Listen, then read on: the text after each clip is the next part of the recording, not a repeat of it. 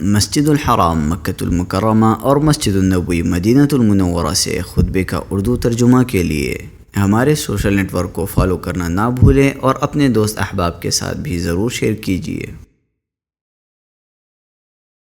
خطبہ جمعہ مسجد النبوی، تاریخ 14 جمادی الثانی 1447 ہجری بمطابق 5 دسمبر 2025 عیسوی۔ موضوع آیت الکرسی کی فضیلت و اہمیت۔ خطیب فضیلت الشیخ حسین آل شیخ حفظہ اللہ، ترجمہ انیس الرحمن نظام الدین۔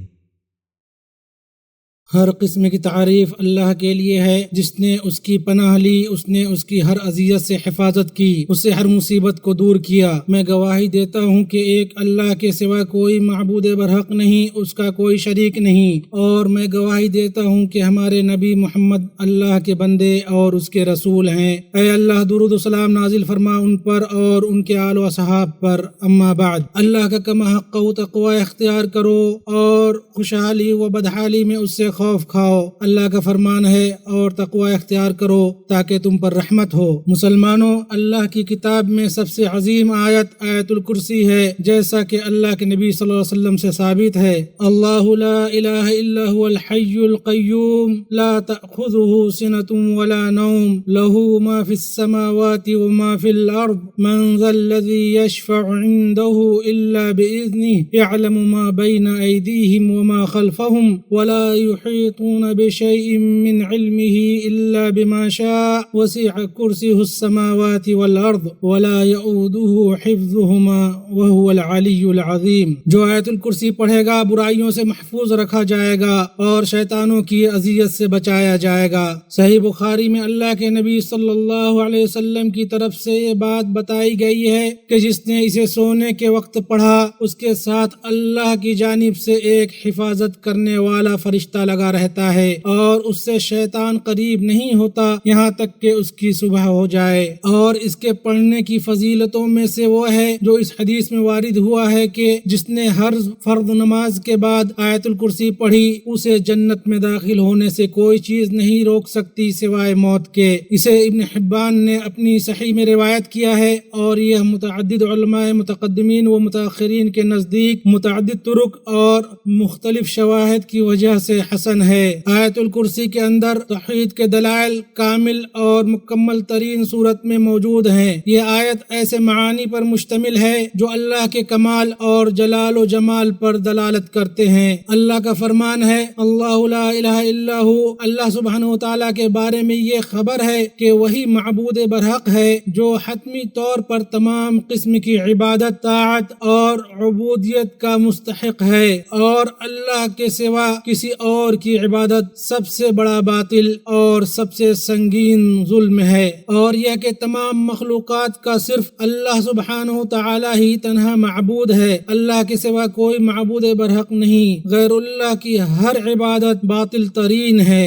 پھر اللہ نے اپنا وصف بیان کیا اور فرمایا، الحی القیوم، وہ اللہ عز و جل زندہ ہے، ایسی حیات والا ہے جو کامل و دائم اور ابدی و ازلی ہے، ایسی حیات جس سے قبل عدم نہیں اور نہ جس کے بعد فنا یا زوال ہے۔ اس کا فرمان ہے، اس ہمیشہ زندہ رہنے والے اللہ پر توکل کریں جسے کبھی موت نہیں، اور وہ اللہ سبحانہ و تعالی کامل قیومیت والا ہے، اپنے ماں سوا سے بے نیاز ہے، تمام موجودات کا کارساز ہے، وہی ان کا نگہبان اور ان کا مدبر ہے۔ اللہ سبحانہ و تعالی کی مدد سے وہ قائم ہے۔ اللہ کے کمال و تمام حیات اور کمال قیومیت میں سے یہ ہے کہ وہ اپنی ذات و صفات اور افعال میں کامل ہے، اسے کسی بھی شکل میں کوئی نقص لاحق نہیں ہوتا، چنانچہ نہ اسے اونگ آتی ہے اور نہ نیند اور نہ سہو و غفلت۔ اسلامی بھائیوں، اس آیت میں سچی خبر ہے کہ آسمانوں اور زمین میں جتنی چیزیں ہیں وہ سب باعتبار خلق و ملکیت اور تدبیر کے اللہ ہی کی قوت و بادشاہت،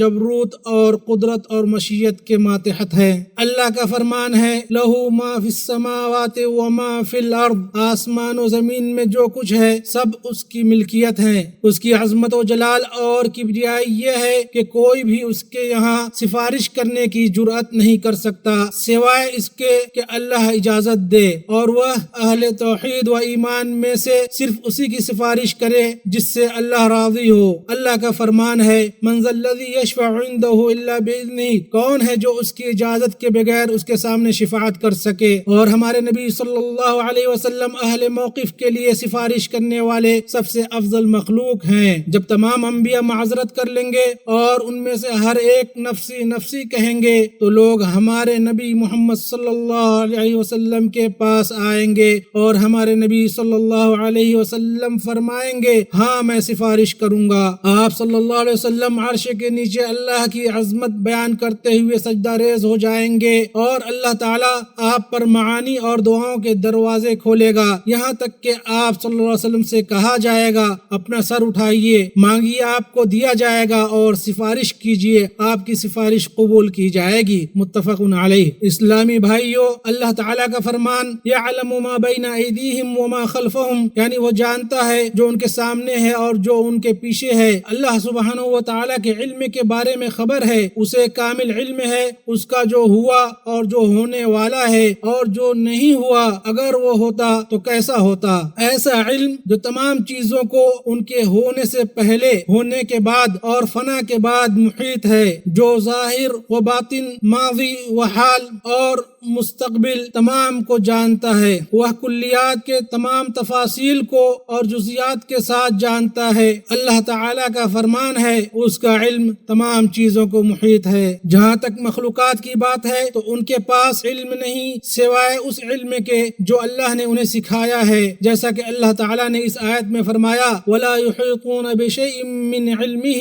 إِلَّا بِمَا شَاءَ، یعنی اور وہ اس کے علم میں سے کسی چیز کا احاطہ نہیں کر سکتے مگر جتنا وہ چاہے۔ معلوم ہوا کہ ان کے پاس اس زندگی میں واقع ہونے والے شرعی و قدرتی امور کی نہ معرفت ہے اور نہ کوئی علم سوائے اس کے جس پر اللہ سبحانہ و تعالیٰ نے انہیں مطلع کر دیا ہے اور انہیں سکھا دیا ہے۔ جیسا کہ آیت میں ہے، ہمیں تو صرف اتنا ہی علم ہے جتنا تو نے ہمیں سکھا رکھا ہے، اور فرمایا آسمانوں اور زمین والوں میں سے سوائے اللہ کے کوئی غیب نہیں جانتا۔ اسی طرح اللہ کے اسماء و صفات اور افعال کا ہمیں اتنا ہی علم ہے جتنا ہم نے قرآن و سنت سے اس امت کے سلف یعنی صحابہ و تابعین کے فہم کے مطابق جانا ہے۔ اللہ کے بندو، اللہ کی کمال عظمت اور وسیع بادشاہت میں سے یہ ہے کہ اس نے خبر دی ہے وسیع کرسی السماوات والارض، یعنی اس کی کرسی کی وسعت نے زمین و آسمان کو گھیر رکھا ہے۔ ابن کثیر رحمہ اللہ نے فرمایا صحیح بات یہ ہے کہ کرسی عرش کے علاوہ ہے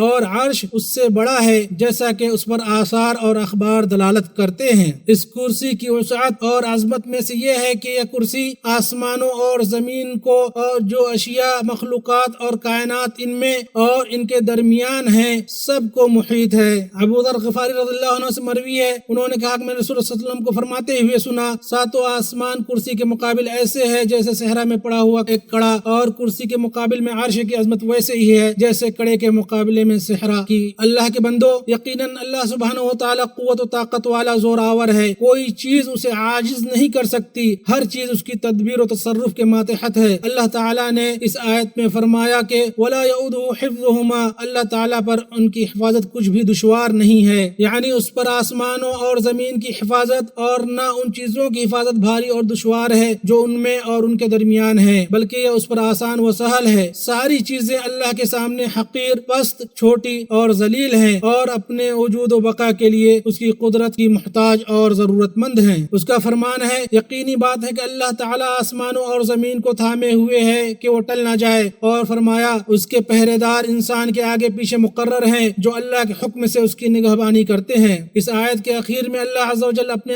آپ کو غائب درجہ کمال سے متصف کرتا ہے، فرمایا وَهُوَ الْعَلِيُّ الْعَظِيمُ، وہ تو بہت بلند، بہت بڑا ہے، اپنی ذات میں اپنی تمام مخلوقات پر بلند ہے۔ اس کا فرمان ہے جو الرحمن ہے، عرش پر مستوی ہے، وہ اپنی صفات کی عظمت اور ان کے جمال و جلال میں بلند ہے، اور وہ الکبیر المتعال یعنی سب سے بڑا اور سب سے بلند و بالا ہے، ایسا بلند جو تمام مخلوقات پر غالب ہے، ساری موجودات جس کے تابع فرمان ہیں، جس کے سامنے مضبوط سے مضبوط ترین چیزیں پست ہیں اور گردنیں جھکی ہوئی ہیں، اور وہ العلی الکبیر یعنی بلند و بالا اور بہت بڑا ہے، اور وہ القاہر فوق عبادہ یعنی وہی اللہ اپنے بندوں پر غالب ہے، وہ اپنی ذات، صفات اور بادشاہت میں عظیم ہے۔ اس حدیث قدسی میں وارد عظمت و کبریائی کی تمام صفات کو جامع ہے۔ عزت میرا اظہار ہے اور کبریائی میری رضا ہے، جو شخص ان صفات میں میرا مقابلہ کرے گا میں اسے عذاب دوں گا۔ اسے مسلم نے روایت کیا ہے۔ اللہ کے بندو، اللہ کی کما حق تعظیم کرو، اس کی کما حق قدر کرو، اس کی شریعت کی تعظیم کرو، اس کے اوامر اور اس کے رسول کے احکام کی پابندی کرو، کامیاب و کامران اور سعادت مند ہوگے۔ اللہ کا فرمان ہے، اللہ تعالیٰ کا تقوی اختیار کیے رہو اے عقل مندو تاکہ تم کامیاب ہو۔ اے اللہ ہمیں وہ سکھا جو ہمیں فائدہ پہنچائے اور ہمیں مزید ہدایت، ایمان اور توفیق سے نواز۔ اے اللہ ہماری لغزشیں معاف کر، ہمارے گناہ مٹا دے اور ہمیں اپنے متقی بندوں میں شامل کر لے۔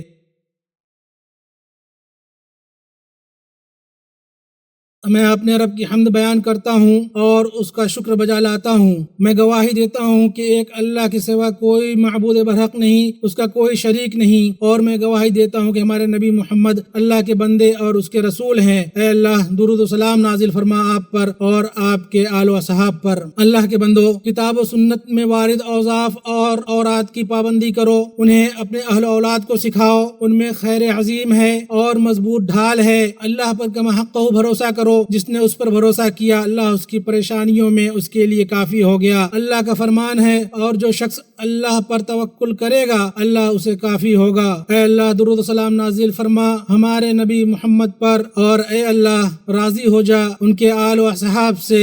اے اللہ اپنی حفاظت میں ہمیں محفوظ رکھ، اے اللہ اپنی حفاظت میں ہمیں محفوظ رکھ، ہمیں اپنی نگہبانی میں لے لے، ہمیں اپنی توفیق و درستی سے نواز۔ اے اللہ مسلمان مرد و خواتین کو بخش دے، اے اللہ ہر جگہ مسلمانوں کی حفاظت فرما، اے اللہ ہر جگہ مسلمانوں کی حفاظت فرما، ان کی صفیں متحد کر دے، ان میں اتحاد و اتفاق پیدا کر، ان سے فتنے ختم کر، ان کے فقیروں کو مالدار کر دے، ان کے خوف زدہ کو امن عطا فرما، ان کے فوت شدگان پر رحم فرما، انہیں بخش دے۔ اے اللہ خادم حرمین شریفین اور ان کے ولی عہد کو توفیق یاب کر، انہیں درست راہ پر رکھ اور ان کی حفاظت فرما، اور انہیں ان کاموں کی توفیق دے جس سے تو پسند کرتا ہو اور جن سے تو راضی ہو، اور مسلمانوں کے تمام حکمرانوں کو ان کاموں کی توفیق دے جسے تو پسند کرتا ہو، جن سے تو راضی ہو، اور انہیں تمام ہدایتوں کی توفیق عطا فرما۔ اے اللہ ہمیں بارش سے نواز، اے اللہ ہمارے کمزوروں کی مدد فرما، اے اللہ تیری ذات پاک ہے، ہمیں بارش کی ضرورت ہے، ہر جگہ بارش نازل فرما،